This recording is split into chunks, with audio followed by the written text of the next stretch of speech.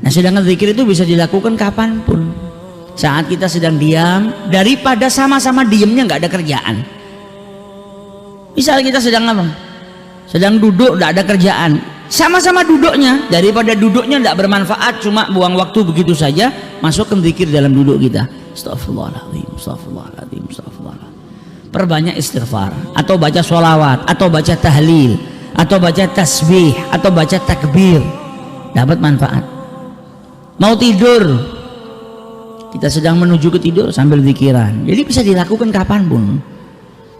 Akhirnya perbuatan kita ini nggak dicatat sama Allah, sama malaikat, nggak dicatat sebagai perbuatan yang sia-sia, tapi dicatat dalam keadaan berzikir kepada Allah. Contoh, bangun pagi kita kadang bersihkan rumahnya, depan mungkin dedaunan banyak yang jatuh, sambil nyapu, subhanallah, subhanallah, subhanallah. Ketika ditanya orang, fulan itu kalau pagi ngapain? Oh, biasanya jam 6 sampai jam 7 nyapu. Di mata manusia, tapi di mata Allah jam 6 sampai jam 7 yadkurullah, berzikir kepada Allah subhanahu wa ta'ala. Nyapunya nggak hilang, tapi dia dapat pahala dan dikategorikan sebagai orang yang berzikir kepada Allah. Nah, itu nikmatnya. Jadi sebetulnya kita 24 jam itu bisa dalam keadaan beribadah kepada Allah, asalkan kita mau. Mau tidur, kalau kita tidurnya dengan berwudu, kemudian ngikutin sunnahnya Nabi menghadap ke kiblat, tidurnya kita dalam keadaan beribadah. Daripada 6 jam 7 jam tidur tidak dicatat apapun, kan lebih baik kita mulai dengan wudu, menghadap ke kiblat, ngikutin sunnahnya Nabi dalam keadaan berzikir, kemudian tidurnya dicatat dalam keadaan beribadah kepada Allah subhanahu wa ta'ala.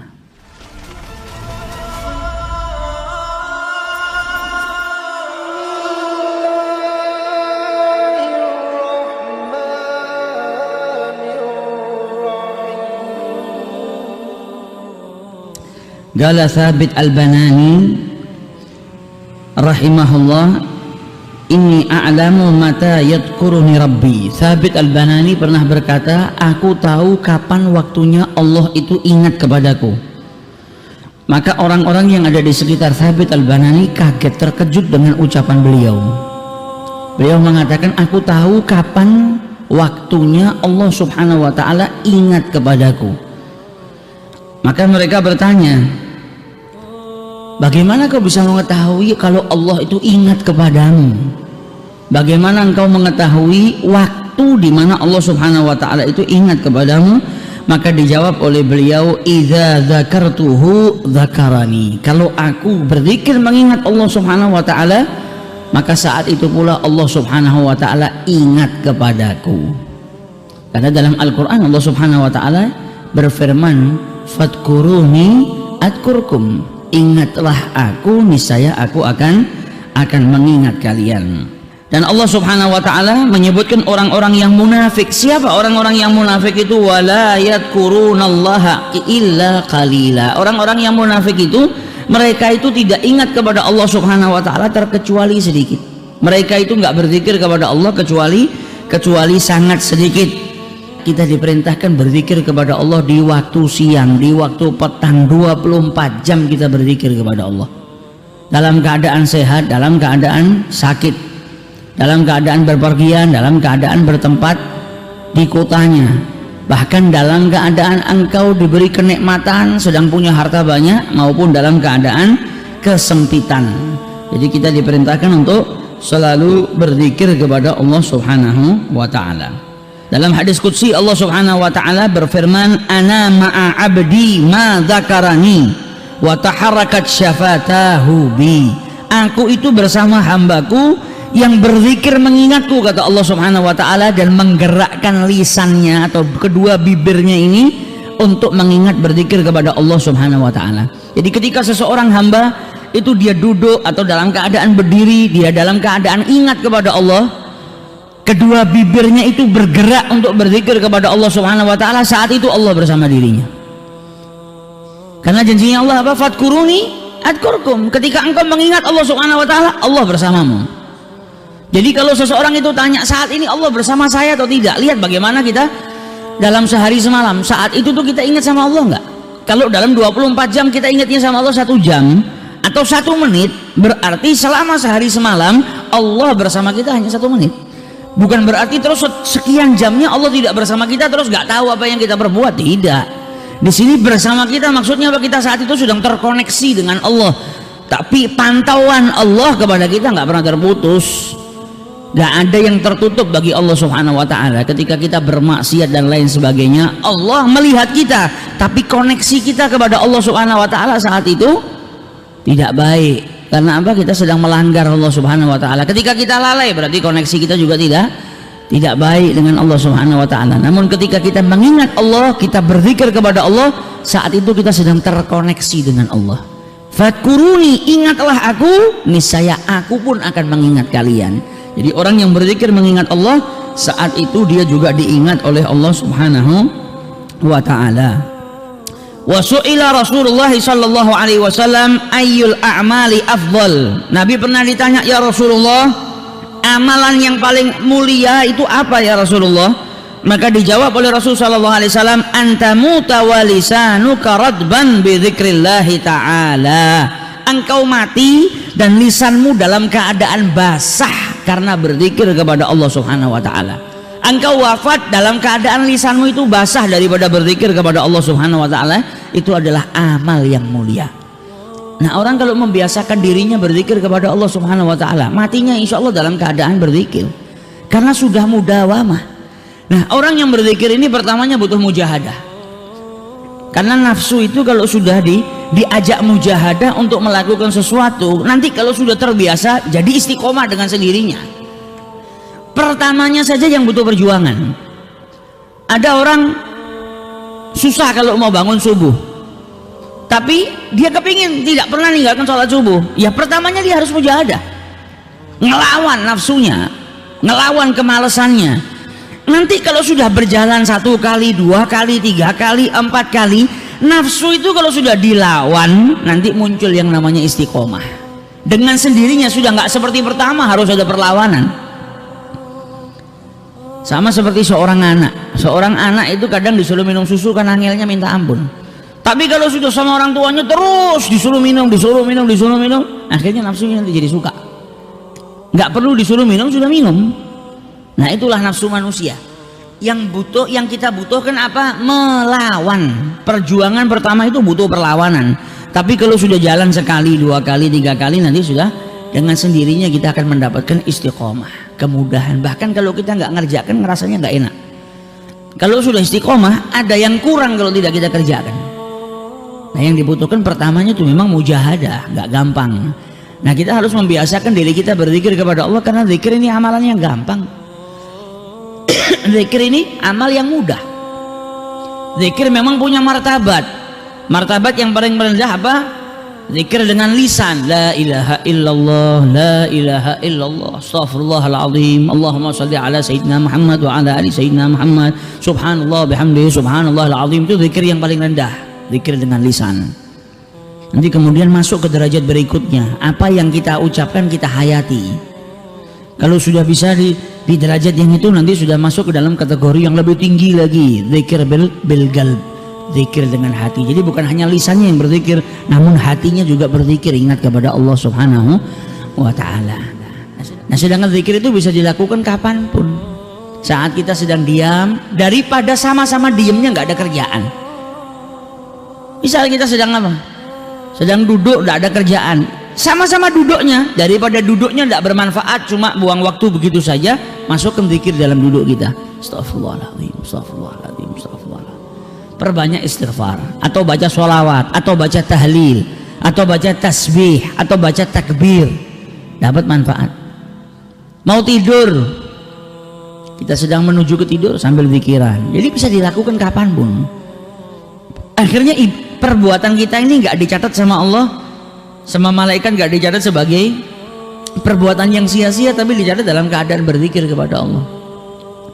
Contoh, bangun pagi kita kadang bersihkan rumah ya, depan mungkin dedaunan banyak yang jatuh, sambil nyapu, subhanallah, subhanallah, subhanallah.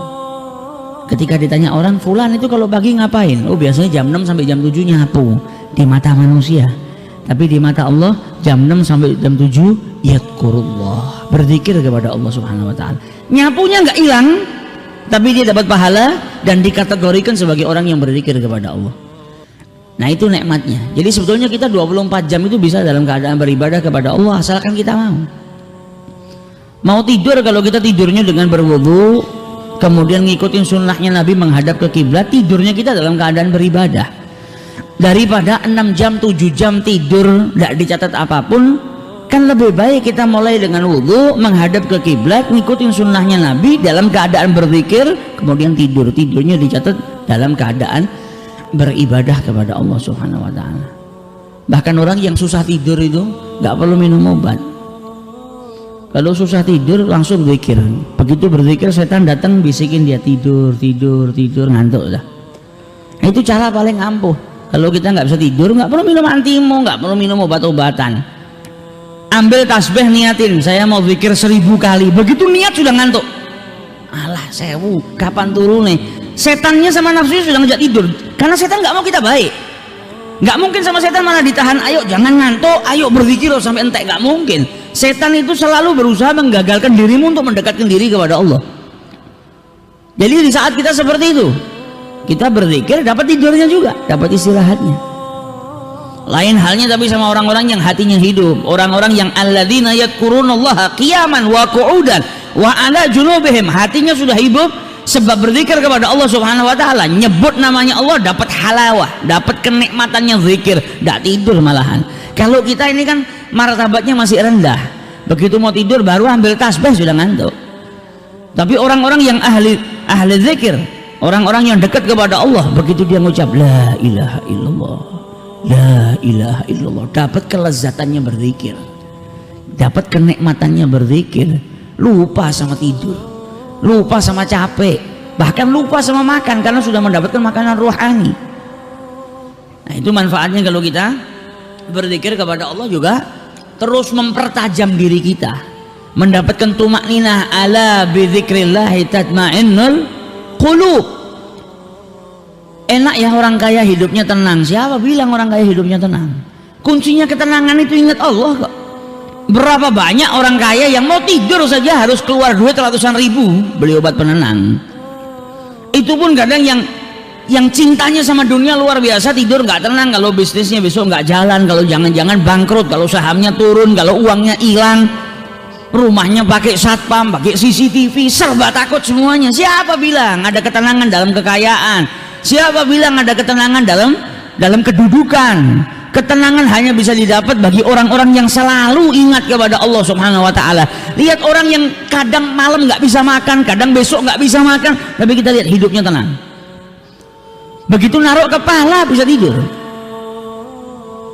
Karena apa? Mendapatkan ketenangan. Dengan apa? Dengan berzikir kepada Allah. Nggak ngaruh dia punya uang nggak punya uang, nggak ngaruh ke kondisinya seperti apa. Tapi orang yang ingat kepada Allah Subhanahu wa ta'ala mendapatkan tuma'ninatul qalb, mendapatkan tumakninah dalam hatinya. Ala bidzikrillahi tatma'innul qulub. Ketika berzikir kepada Allah mendapatkan tumakninah.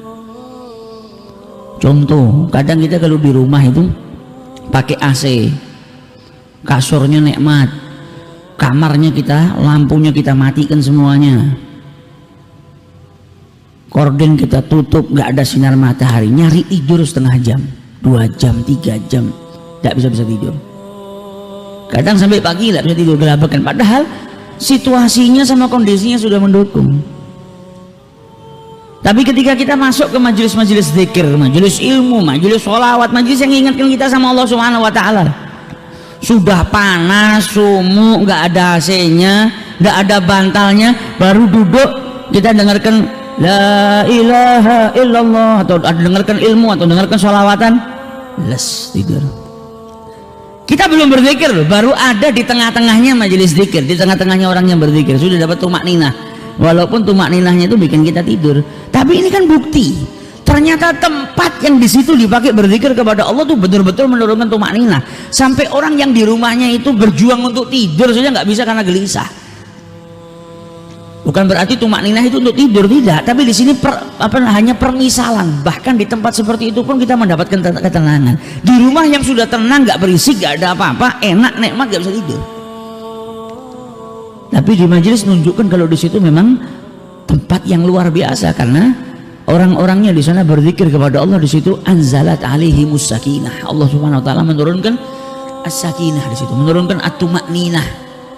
Nah, ini kalau kita membiasakan diri kita untuk selalu berzikir kepada Allah, insya Allah kita bisa wafat juga dalam keadaan berzikir mengingat Allah Subhanahu wa taala. Bagaimana dikatakan oleh Rasulullah SAW, antamu tawalisanuka radban bidzikrillahi ta'ala. Engkau mati sedangkan lisanmu itu masih basah karena berzikir kepada Allah. Itu nggak bisa kalau kita rencanakan. Tapi kalau kita sudah punya mudawamah, setiap hari kita berzikir kepada Allah Subhanahu wa taala, insya Allah bisa mati dalam keadaan zikir kepada Allah. Kalau nggak punya mudawamah nggak bisa. Sampai diceritakan kisah nyata belum lama, ada orang tua itu kalau sholat di masjid di shaf pertama, setiap sholat dia di shaf pertama. Sampai pada suatu hari selesai dari sholat baru salam, assalamualaikum warahmatullah, assalamualaikum warahmatullah. Ini orang tua yang biasa di shaf pertama tiba-tiba maju ke depan ke tempatnya imam, duduk di depan imamnya, lututnya nempel dengan lututnya imam. Sedangkan imam ini bisa berzikir setelah sholat, belum selesai. Ini orang tua tanya kayak orang gesusu, jadi tergesa-gesa. Ini orang tanya, ya imam, wahai imam, ajarkan aku sesuatu yang bermanfaat yang bisa nanti masukkan aku ke dalam surganya Allah Subhanahu wa taala. Ajarkan aku apapun itu, sesuatu yang bermanfaat. Maka sang imam bingung, dia masih belum selesai berzikir kepada Allah. Ini orang tua ini tanya terus, ajarkan aku sesuatu. Maka sama imamnya dijawab, qala Nabi sallallahu alaihi wasallam. Nabi sallallahu alaihi wasallam bersabda, kalimatan, ada dua kalimat, habibatan ilar rahman, sangat dicintai oleh yang maha pengasih lagi maha penyayang.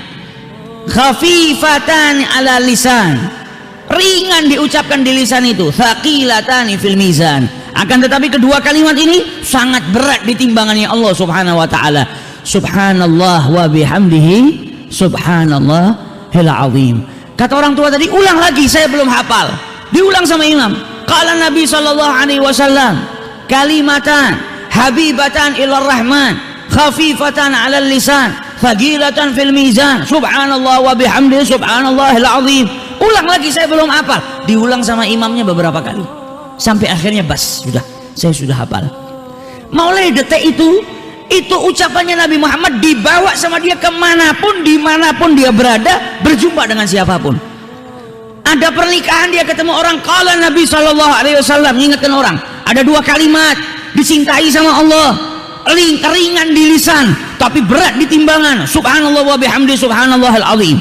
Ketemu siapapun dia ucapkan, ketemu anaknya, ketemu tetangganya, ketemu sahabatnya, di masjid, di luar masjid, ada tamu ke rumahnya, selalu dia ulang-ulang kalimatan habibatan ilar rahman, terus diulang-ulang sampai akhirnya datang suatu ketika dia sakit, masuk rumah sakit tidak sadar, selama beberapa hari nggak sadar, koma.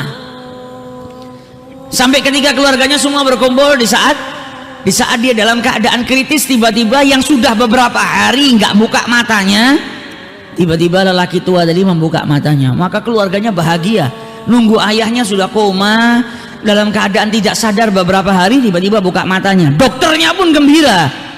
Ketika dokternya hendak memeriksa si pasien tua tadi, dipegang sama yang tua tadi. Yang tua tadi memegang dalam keadaan kedua matanya terbuka sambil berkata, ya dokter, wahai dokter, Nabi Shallallahu Alaihi Wasallam bersabda kalimatan, dua kalimat dicintai sama Allah, ringan di lisan ketika diucapkan namun berat di timbangannya Allah Subhanahu wa taala. Subhanallahi wa bihamdihi, subhanallahil azim. Ketika itu meninggal dunia. Meninggal dalam keadaan mengucap subhanallah wa bihamdihi, subhanallahil azim. Mata ala husnil khatimah. Nah, ini kalau sudah dibiasakan, terbiasa. Kalau kita di setiap waktu senggang istighfar, waktu senggang sholawat, ya apa yang kita biasakan itu, insya Allah kita wafat dalam keadaan mengucap itu. Kalau terbiasanya malah ngomong kotor, ya akhirnya kita wafat juga dalam keadaan berbicara kotor. Wa iyadzubillah. Sukanya ngerasanin orang, akhirnya matinya dalam keadaan ngerasanin orang. Sukanya ngadu domba, matinya dalam keadaan ngadu domba. Wa iyadzubillah.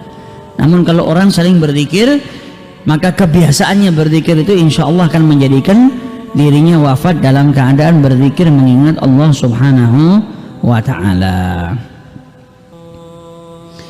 Rasulullah SAW juga bersabda, orang yang berzikir mengingat Allah Subhanahu wa ta'ala di waktu pagi dan di waktu petang, maka itu lebih mulia daripada pedang yang tajam yang digunakan untuk berjihad di jalan Allah, dan lebih mulia daripada harta seseorang yang dikeluarkan untuk orang yang meminta-minta.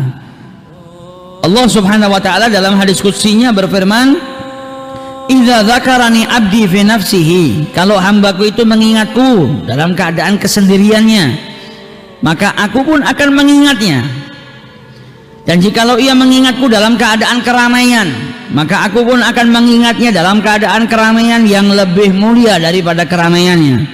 Dan jikalau seorang hamba itu mendekat kepadaku, kata Allah Subhanahu wa ta'ala, satu shibran, satu dangkal, maka aku pun akan mendekat kepadanya satu hasta. Dan jikalau dia mendekat kepadaku satu hasta, maka aku akan mendekat kepadanya satu depa. Dan jikalau dia mendatangiku dalam keadaan berjalan, maka aku akan mendatanginya dalam keadaan lari kecil. Di sini menunjukkan bagaimana dekatnya Allah kepada orang yang berzikir. Harwalah dalam keadaan lari, seperti lari kecil. Seorang hamba yang mendekat kepada Allah dalam keadaan berjalan, maka Allah membalasnya dengan lari kecil. Maksudnya apa? Asra'tahu ilal ijabah. Dia akan mendapatkan ijabah dari Allah secepat mungkin. Jadi diijabahi sama Allah Subhanahu wa ta'ala. Sampai diibaratkan seperti lari kecil. Jadi orang yang ingat sama Allah, dia akan diingat sama Allah Subhanahu wa ta'ala. Nah, kalau Allah sudah ingat sama hambanya, ya luar biasa. Kita diingat sama orang soleh saja manfaatnya besar, apalagi kalau sampai diingat oleh Allah Subhanahu wa ta'ala. Apalagi kalau sampai diingat oleh siapa? Rasulullah Sallallahu Alaihi Wasallam. Makanya orang-orang dulu tuh selalu bawa anaknya ke tempat orang soleh. Supaya apa? Orang soleh ini hafal sama anaknya. Karena pusat perhatiannya Allah itu kan hatinya manusia. Yang dilihat sama Allah itu hatinya manusia. Hatinya orang soleh ini kan adalah perhiasan yang disukai sama Allah Subhanahu wa ta'ala. Maka diharapkan kalau ketika Allah melihat hatinya orang soleh, ada nama anaknya di situ. Dia berharap keberkahan orang soleh ini kenal sama anaknya. Anaknya pun mendapatkan keberkahan dari pandangan Allah ke hatinya orang yang soleh. Nah, ini tujuannya. Nah, kalau kita berzikir mengingat Allah Subhanahu wa ta'ala, maka Allah ketika memandang hati kita, yang didapati sama Allah, hati kita bukan dalam keadaan ghaflah, tapi hati kita dalam keadaan ingat kepada Allah Subhanahu wa ta'ala. Maka kita pun akan mendapatkan kecintaan daripada Allah Subhanahu wa ta'ala. Dan orang yang berzikir kepada Allah ini manfaatnya banyak. Dijauhkan dari api neraka, jauh daripada perbuatan maksiat. Mau berbuat maksiat, ingat sama Allah. Kenapa ada orang bisa bermaksiat? Karena dia tidak ingat sama Allah Ta'ala. Kalau dia ingat, dia nggak kira maksiat. Sama seperti kalau kita takut sama orang tua kita. Kalau kita mau berbuat sesuatu terus kita ingat sama orang tua kita, wah ini kalau ketahuan nanti bisa marah. Kita akhirnya batal nggak berbuat seperti itu. Nah, orang yang ingat sama Allah Subhanahu wa ta'ala, dia akan terselamatkan daripada perbuatan keji dan munkar. Sedang ingat sama Allah Ta'ala kok, sedang berzikir, syaitan nggak bisa dekat. Jadi syaitan sama dunia itu kalau manusia sedang berzikir kepada Allah, mereka minggir. Dunia dengan syaitan minggir. Sehingga syaitan berkata sama dunia, wahai dunia, lihat apa yang diperbuat sama manusia itu. Dia ingat sama Allah Ta'ala, kita nggak bisa ngapa-ngapain. Kata dunia, tenang, nanti selesai daripada majelis zikirnya, kalau dia tergiur kepada dunia, saya akan bawa dia dengan saya cekek kepadamu, wahai syaitan. Jadi yang bawa dunia ke syaitan. Tapi ketika orang berzikir kepada Allah, minggir nih syaitan sama dunia, nggak bisa dekat. Sampai syaitan ngadu kepada dunia, ini gimana nih mangsa kita ini, kok dia malah ingat sama Allah Subhanahu wa ta'ala, nggak bisa kita ganggu. Kata dunia, tenang, selesai dari majelis zikir nanti lah pikirannya uang lagi. Kalau sudah mikirin uang, saya cekek, saya giring kepada dirimu. Setelah itu ganggu, terserah, binasakan. Nah, itu kerjaannya syaitan sama dunia ini sekongkol. Jadi kalau kita senang sama dunia, berarti kita rela dicekek sama dunia, dibawa ke syaitan.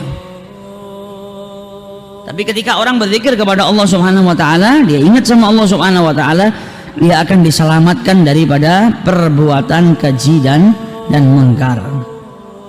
Wa qala Abu Darda meriwayatkan Rasul sallallahu alaihi wasallam bersabda, ala unabbiukum bi khairi a'malikum wa azkaha inda malikikum wa arfa'ha fi darajatikum wa khairul lakum min i'ta'il waraq wadh dhahab wa khairul lakum min an tulqu aduwakum fatadribuna a'naqahum wa yadribuna a'naqakum. Kata Rasulullah, mau enggak kalian aku kasih sesuatu, aku beritahukan kepada kalian tentang sebaik-baiknya amal dan sesuci-sucinya amal di mata Tuhan kalian, dan yang paling mulia derajatnya dan lebih mulia daripada kalian itu menyedekahkan zahab, emas, perak dan lebih mulia daripada kalian berjumpa dengan musuh kalian kemudian kalian tebaskan pedang kalian ke leher mereka, atau sebaliknya kalian yang mati dalam keadaan syahid di peperangan di jalan Allah Subhanahu wa taala. Maka para sahabat menjawab, qalu wa ma dzaka ya Rasulullah, apa itu ya Rasulullah, amalan apa itu ya Rasulullah? Maka dijawab oleh Rasul sallallahu alaihi wasallam, zikrullah azza wa jal daiman, berzikir kepada Allah Subhanahu wa taala secara terus-menerus. Amalan ini adalah amalan yang mulia dan sesuci-sucinya amalan di mata Tuhan kalian, dan amalan yang derajatnya paling mulia di hadapan Allah Subhanahu wa taala.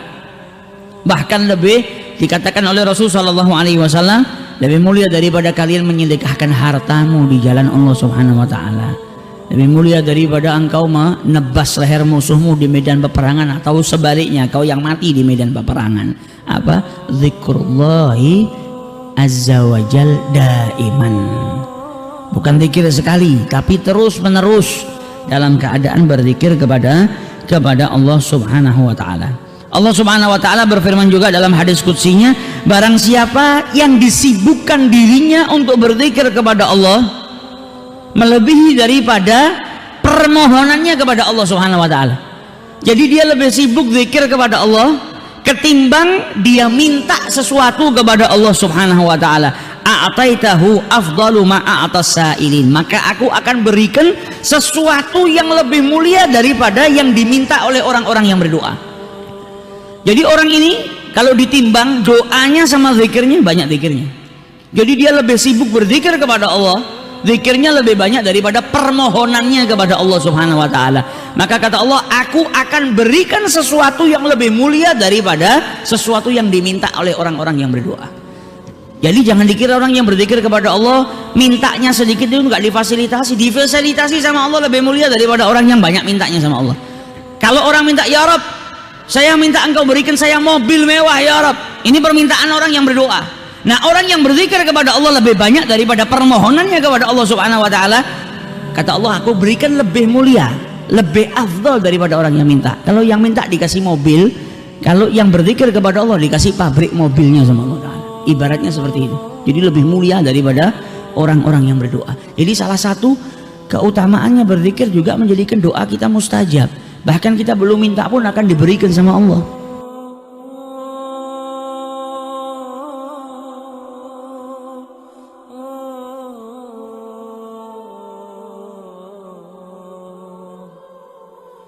Oh